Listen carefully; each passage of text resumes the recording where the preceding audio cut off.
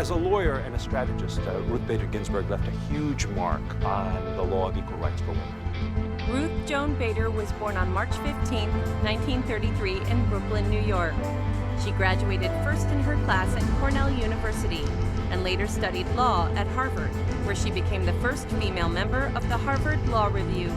Justice Ruth Ginsburg has been a pioneer, an unsung pioneer in the feminist movement right from college years, always at the forefront of issues important to women.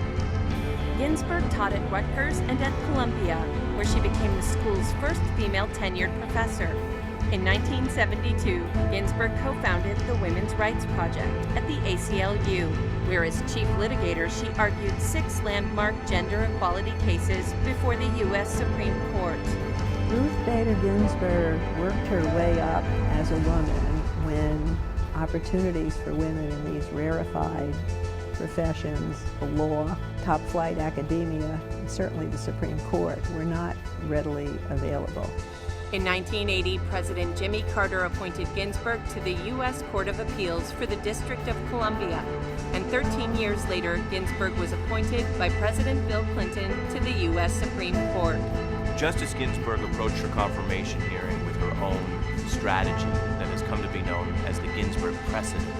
She was trying to carve out an area where judicial nominees would be judged primarily by their credentials, not by the views they hold. Is it not a wonderful sign of progress that 3 women now serve on our Supreme Court and no one confuses me with Justice Sotomayor or Justice Kagan? As a judge, Ginsburg is considered part of the Supreme Court's moderate liberal bloc and stands in favor of women's rights, workers' rights, and the separation of church and state. In 1999, Ginsburg won the American Bar Association's Thurgood Marshall Award for her contributions to gender equality and civil rights. She usually votes with the liberal wing of the court, but Ruth Bader Ginsburg is someone who always calls them as she sees them, and she doesn't always see them from what would be seen as a traditional liberal perspective. In 1999, Ginsburg was diagnosed with colon cancer and pancreatic cancer in 2009, but vowed to continue work. In 2013, at 80 years old, Ginsburg had already served 20 years and was the oldest member of the current U.S. Supreme Court.